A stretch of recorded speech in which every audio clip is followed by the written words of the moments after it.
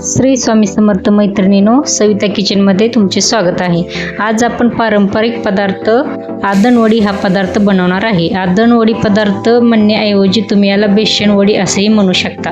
आमच्याकडे या पदार्थाला आदणवडी असे म्हणतात।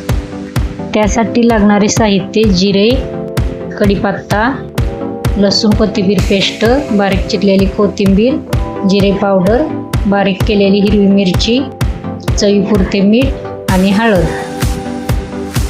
कढई गरम करायला ठेवलेली आहे, त्यात आपण तेल घालणार आहोत। 2-3 चमचे तेल घालायचे आहे। तेल गरम झाल्यानंतर त्यात जिरे घालायचे आहे, नंतर कढीपत्ता घालायचा आहे, नंतर लसूण कोथिंबीर पेस्ट घालत आहोत।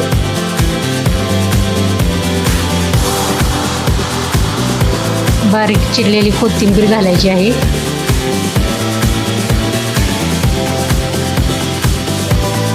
बारीक केलेली हिरवी मिरची घालायची आहे,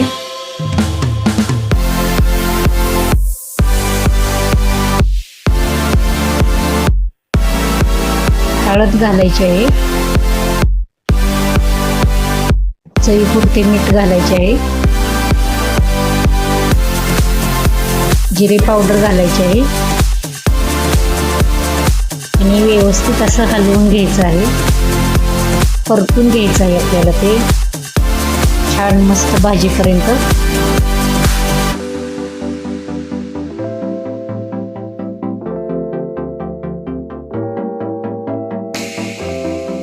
असे मस्त भाजलेले आहे आपलं आता हे। नंतर आपण त्यात 2 ग्लास पाणी घालणार आहोत। पाणी मी 2 ग्लास मोजून घातलेले आहे, कारण आपल्याला पीठही मोजून घ्यायचं आहे। 2 ग्लास पाण्याला 2 ग्लास बेसन पीठ घ्यायचं आहे। आता पाण्याला उकळी आलेली आहे आपल्या।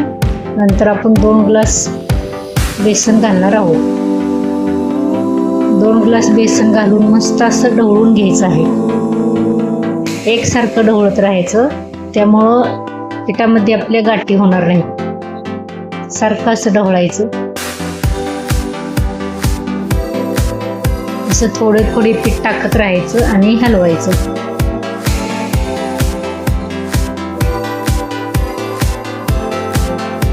एकसारखं हलवत राहायचं, पीठ घट्ट येत नाही तोपर्यंत हलवत राहायचं।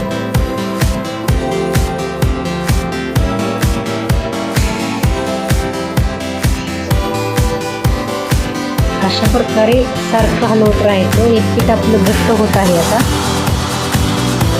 असं एकजीव होईपर्यंत ते हलवायचं आणि काळजी घ्यायची की त्यात आपल्या पिठामध्ये गाठी नाही झाली पाहिजे। हे बघा, नीट व्यवस्थित असं पीठ आपलं झालेलं आहे। असं मस्त हलवून घ्यायचं।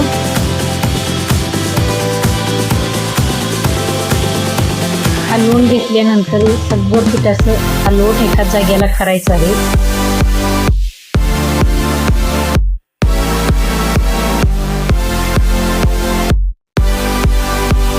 आणि 5 मिनिटं ताट झाकून ते आपल्याला वाफायसाठी ठेवायचं आहे। 5 मिनिटानंतर परत पीठ आपल्याला हलवायचं आहे। हे पहा, खूप छान पीठ आपलं शिजलेलं आहे।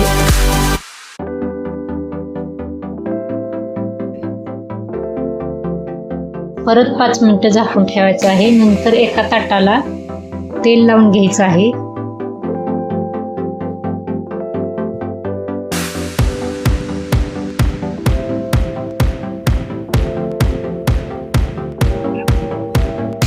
शिजलेलं पीठ आपल्याला ताटामध्ये काढून घ्यायचं आहे। हे सगळे पीठ मी या ताटामध्ये काढून घेत आहे।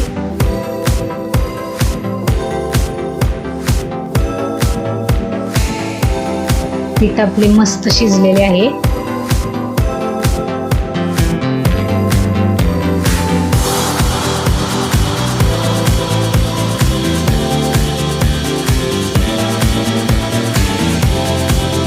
नंतर फुलतानाने असे पसरून घ्यायचं आहे। गरम आहे पीठ, थोडंसं गार झालं की आपण ते हातानं थापून घेणार आहोत.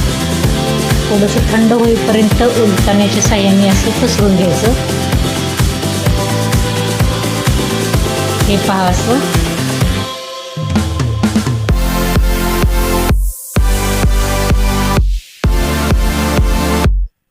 आता आपण हाताने थापून घेणार आहोत. आता थोडंसं पीठ थंड झालेलं आहे. हाताला तेल लावायचं आणि असे थापून घ्यायचं. हे पहा किती छान आपलं थापून झालेलं आहे.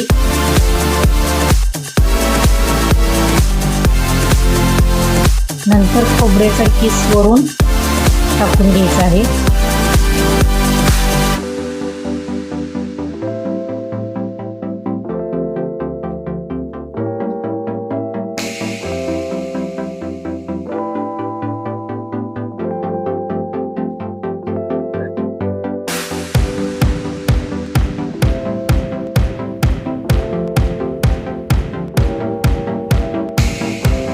खोबऱ्याचं किस टाकून नंतर आपल्याला थापून घ्यायचं आहे.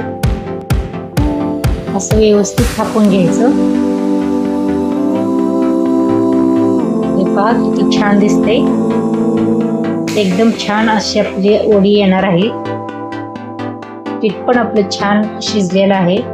आता मी चाकूच्या साहाय्याने कट करून घेते.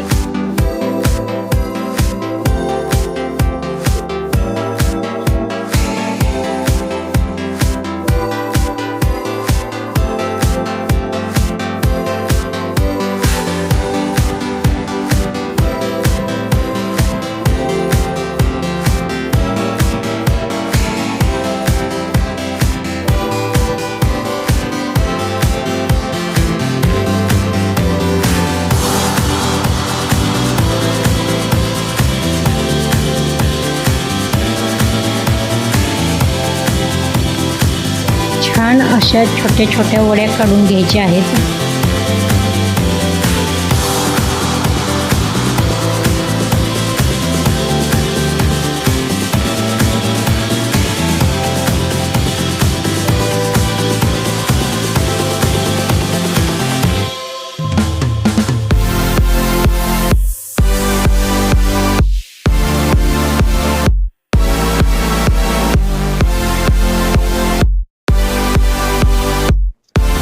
हे पहा छान अशी मऊ लुसलुशीत वडी आपली तयार झालेली आहे.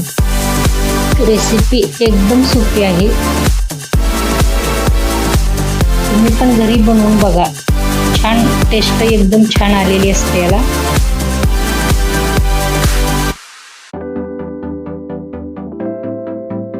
हे पहा सर्व अशा प्रकारे आपल्या वड्या बनवून झालेल्या आहेत. आता आपण वडी बरोबर छान अशी कटाची आमटी बनवून घेणार आहोत. त्यासाठी कढईमध्ये 3 चमचे तेल घालत आहे मी.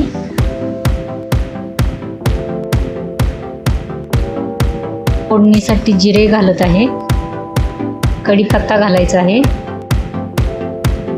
बारीक चिरलेली कोथिंबीर, चवीपुरते मीठ, बारीक केलेले खोबरे 1 वाटी घातलेली आहे मी.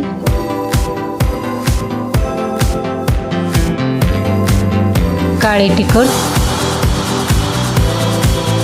2 चमचे घातलेले आहे. असे हलवून घ्यायचं.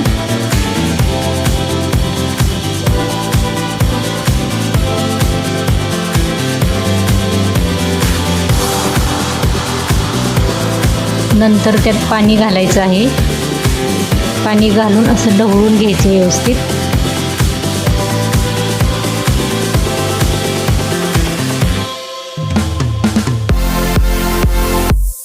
आणि उकळी येईपर्यंत गॅसवर ठेवून द्यायचे आपल्याला. हे पहा उकळी आलेली आहे. छान अशी आमटी तयार झालेली आहे आपली.